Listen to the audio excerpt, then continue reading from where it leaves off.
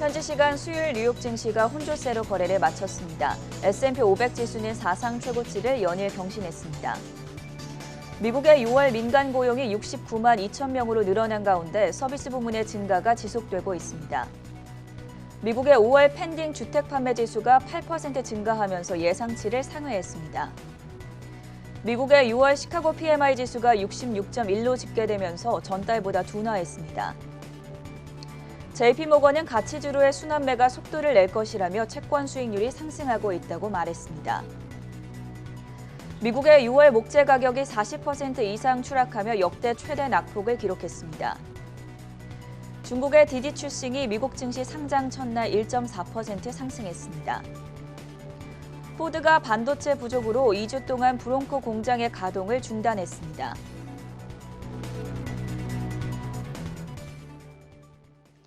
네, 여러분 안녕하십니까? 목요일 글로벌 이슈 투데이의 전세원입니다. 현지 시간 수요일 뉴욕 증시 혼조세로 거래를 마감한 가운데 오늘은 S&P 500 지수가 5거래 연속 강세 랠리를 펼치면서 다시 한번 사상 최고치를 경신했습니다. 올해 들어서만 34번의 신기록을 세운 건데요. 자세한 글로벌 마감 시황 박곤 외신캐스터 연결해 보겠습니다.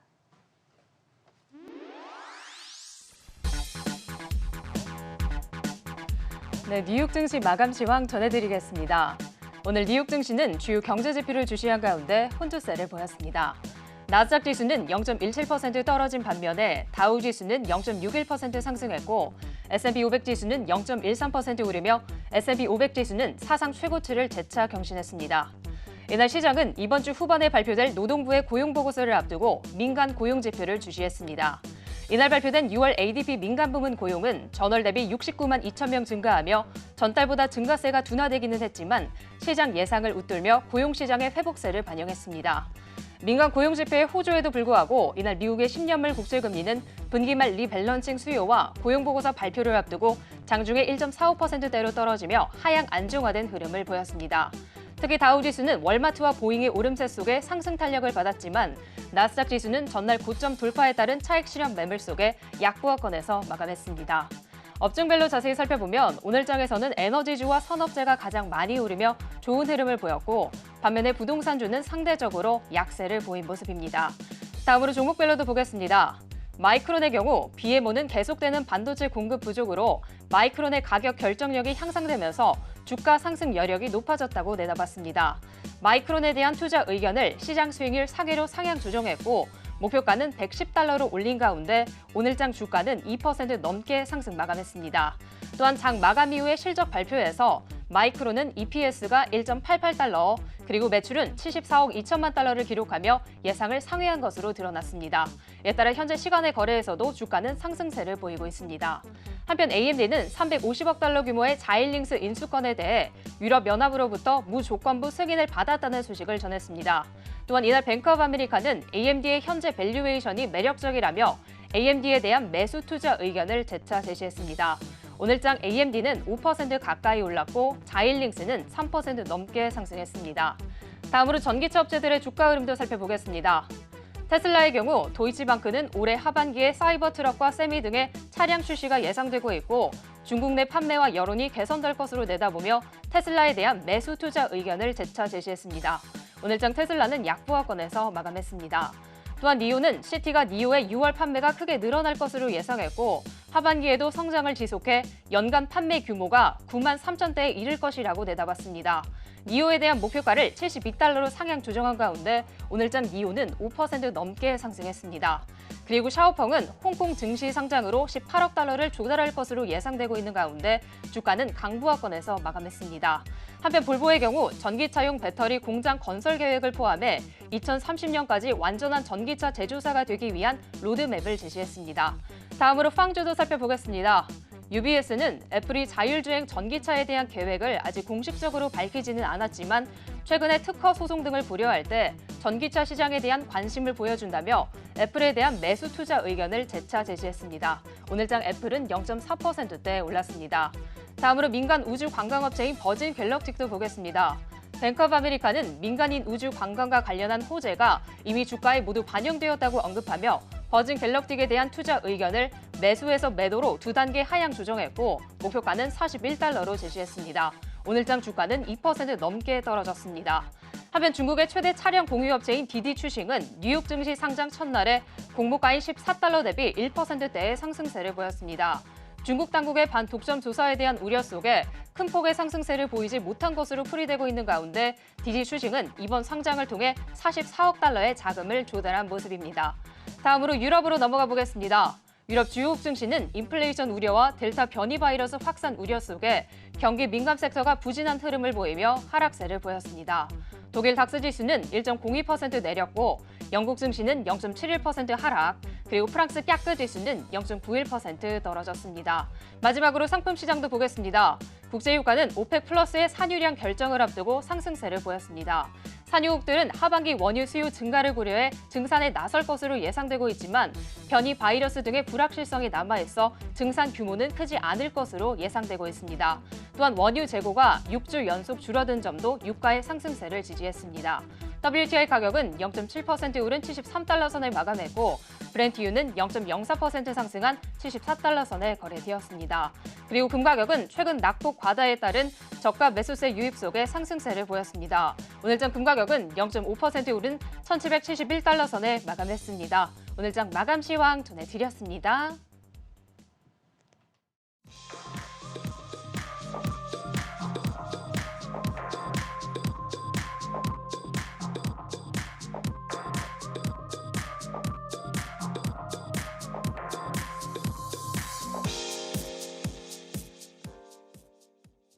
세계 각국의 이슈로 투자자의 든든한 하루를 보장해드리는 글로벌 이슈 투데이 시간입니다. 오늘의 첫 번째 소식 바로 화면 통해서 체크해 보겠습니다. 밤 사이에 발표된 다양한 경제 지표들부터 확인해 볼 텐데요. 홍성진 캐스터, 오늘 6월 고용 지표가 나왔습니다. 결과가 어떻게 나왔습니까? 네, 맞습니다. 우선 ADP 전미 고용 보고서에 따르면 6월 민간 부문 고용이 전월보다 69만 2천 명 증가한 것으로 확인됐습니다. 이는 월스트리트저널이 집계한 시장 전망치인 55만 명보다도 높았는데요. 다만 전월의 증가세에 비해서는 다소 낮게 집계된 것으로 나타났습니다. 앞서 미국의 민간 부문 고용은 지난 5월 월가 예상치를 큰 폭으로 상회하면서 팬데믹 이후 고용 시장에서의 개선 상황을 보여준 바 있는데요. 이번에 발표된 6월 민간 고용에서도 서비스 제공 부문은 62만 4천 명 증가로 나타나면서 일자리가 꾸준하게 늘어나고 있다는 점을 보여주기도 했습니다. 특히 레저 부문이 약 33만 명 증가하면서 가장 큰 규모로 늘어났습니다. 이와 관련해 ADP 연구소의 수석 분석가는 6월로 끝나게 되는 2분기 일자리 증가세가 좋은 흐름을 보이고 있다면서 고용시장 회복세가 견고하다는 것을 보여줬다고 전했습니다. 이어서 밤사이 6월 시카고 구매 관리자 지수도 발표됐는데요. 시카고 구매 관리자 지수는 66.1로 집계되면서 시장의 예상치인 70을 밑도른 것으로 확인됐습니다. 또 전미 부동산 중개인협회 NAR이 5월 펜딩 주택 판매 지수를 공개했는데요. 전월보다 8% 증가한 111.47로 집계된 것으로 나타났습니다.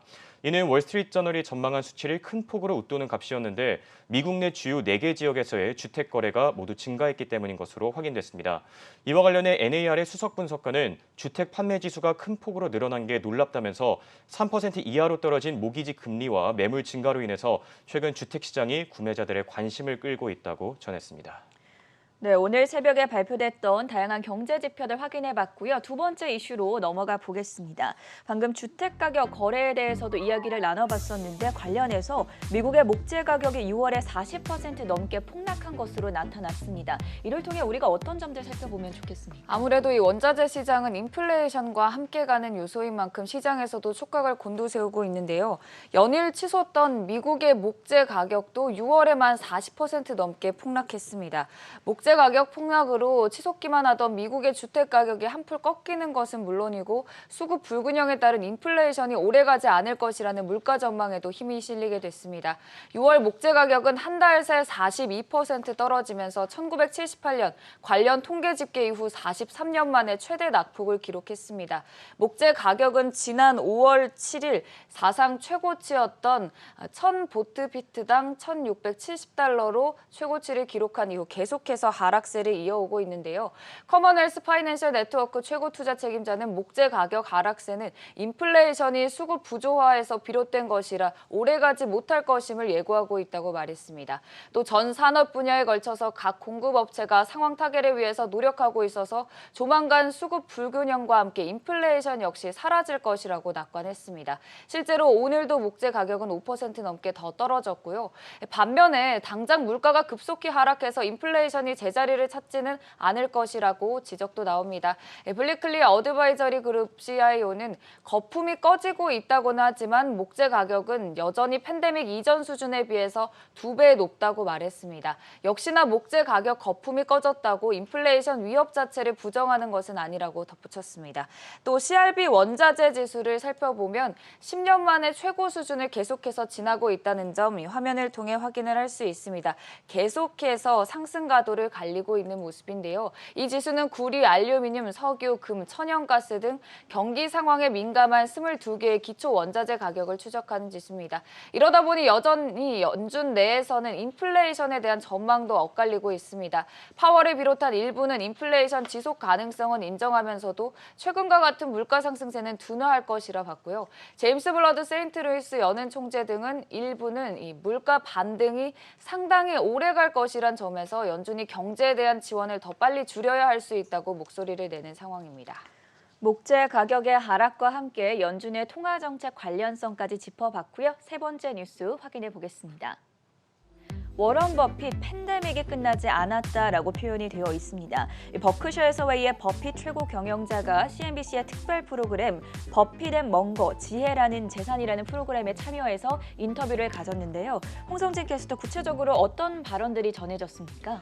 네, 맞습니다. 투자의 규제의 워런 버핏이 코로나19 팬데믹과 그로 인해 영향을 받은 중소기업에 대해 입을 열었습니다. CNBC는 버핏과 그의 오랜 동료인 찰리 멍거 부회장이 CNBC의 특별 인터뷰 프로그램에 어제 참여했다고 전했는데요. 버핏은 인터뷰에서 현재 팬데믹은 아직 끝나지 않았으며 대기업들과는 다르게 중소기업들이 끔찍한 방식으로 피해를 입었다고 밝혔습니다.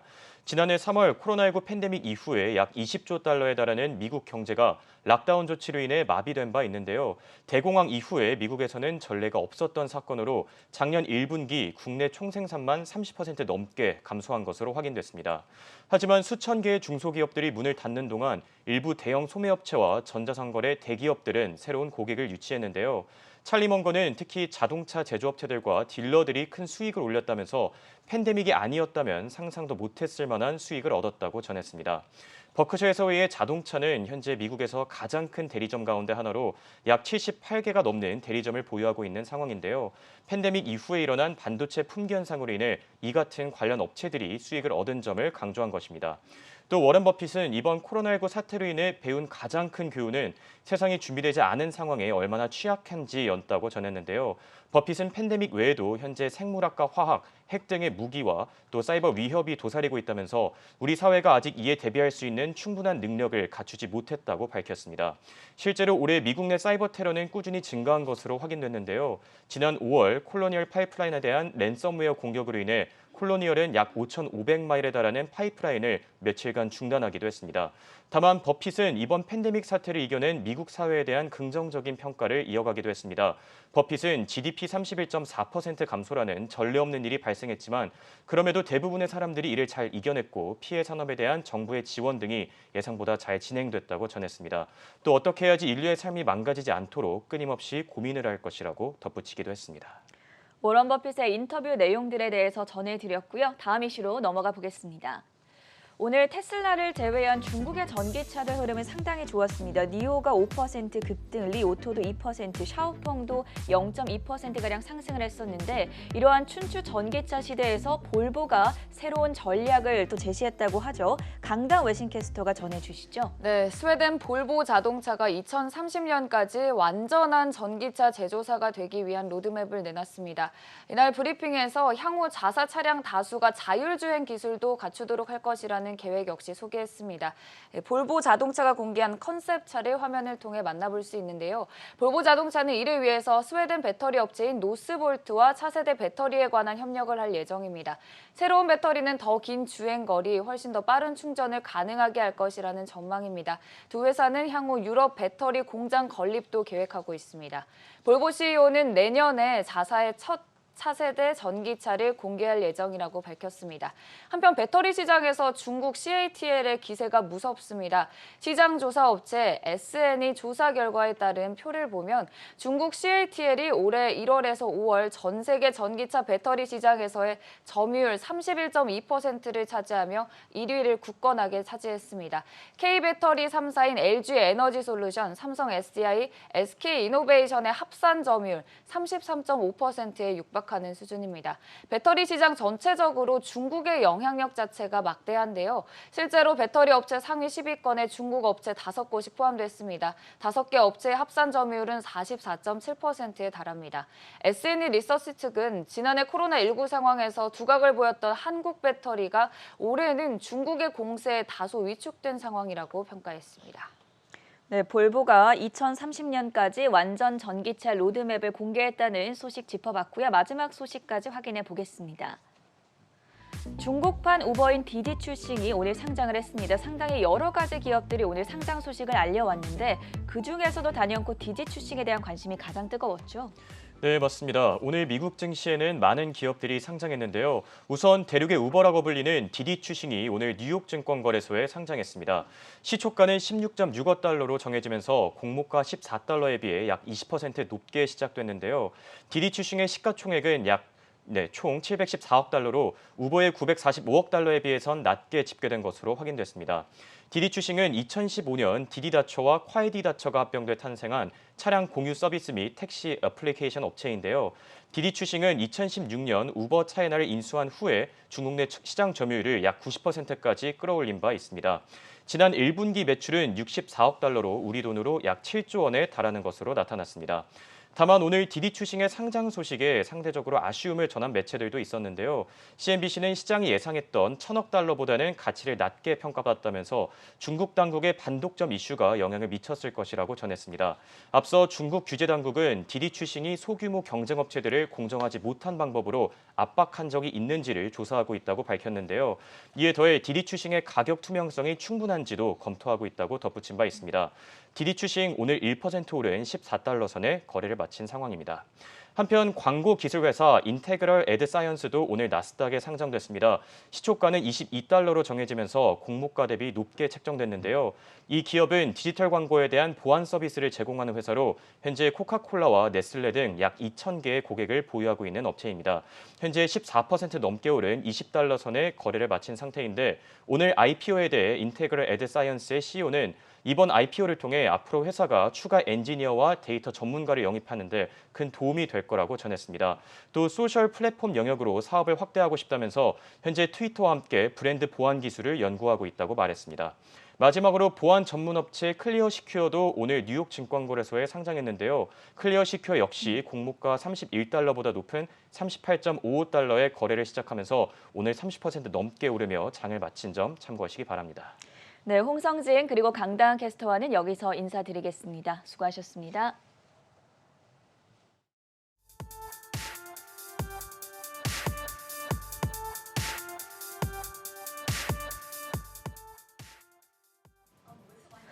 오늘은 주택시장과 관련한 골드만삭스의 전망과 종목 의견 살펴보겠습니다. 골드만삭스는 주택시장 하반기 침체를 예상하고 있습니다. 먼저 지수 기준으로 살펴보면 S&P 500 지수가 2% 상승할 동안 골드만이 본 주택 건설업체들의 주가는 5월 최고치보다 15% 내린 상황이고 또 S&P 홈빌더스 지수는 올해 들어 29% 정도 올랐지만 지난달만 보면 2.35% 내렸습니다. 골드만삭스는 주택 수요가 공급보다는 많은 상황이라 장기 펀더멘털은 긍정적이나 매출 속도가 최근 점진적으로 느려지고 있다고 분석했습니다. 그러면서 실적은 개별 건설업체들의 가격 책정 능력에 따라 달라질 거라고 평가했습니다. 골드만삭스가 관련 종목들에 대한 의견은 어떻게 제시했는지 하나씩 살펴보겠습니다. 골드만삭스의 최선호 종목은 DR 호턴이었습니다. DR 호턴에 대해서 매수 의견 유지하면서 현재 주가보다 20% 정도 높은 112달러를 목표가로 제시했습니다. 다음으로 폴티 그룹에 대해서는 매수에서 중립으로 등급을 하향 조정했습니다. 폴티의 강점이 이미 가격에 많이 반영된 상태라며 목표가 또한 69달러에서 62달러로 내려잡았습니다. 특히 동종 업계에서 수익 면에서 선두 자리에 있겠지만 가치 평가의 핵심일 자본 수익률 자체는 앞으로 몇 분 기간 제한적일 거라고 전망했습니다. 다음으로 KB홈과 레나 두 회사에 대해서는 중립 등급을 그대로 제시하며 목표가도 변경하지 않았습니다. KB홈에는 62달러가 제시됐는데요. 현재 주가보다 50%가량 더 높은 가격입니다. 레나의 목표가는 105달러로 유지된 상황입니다. 한편 메리티지 홈스와 톨 브라더스에 대한 목표가는 하향 조정됐습니다. 하반기에 접어들면 1년 전의 상황과 비교해 시장이 어떻게 될지 예측하기 어려울 거라고 보고 있는데요. 코로나로 소비자들이 더 넓은 공간과 교외에 주가하려는 수요가 폭발적이었던 작년의 상황에 비해 올해엔 어떻게 변할지 알기 어렵다는 겁니다. 주로 미국 주요 도시 전반의 단독주택 건설 사업을 위주로 하고 있는 메리티지 홈즈에 대해서는 110달러가 목표가로 제시됐고요. 교외 럭셔리 주택과 대도시 시장에 초점을 둔 건설업체 톨 브라더스에는 55달러가 목표가로 제시됐습니다. 지금까지 주택 건설업계에 대한 골드만삭스의 전망 알아봤습니다. 오늘 글로벌 이슈투데이가 준비한 소식은 여기까지고요. 저희는 잠시 후 6시에 굿모닝 투자의 아침으로 돌아오겠습니다.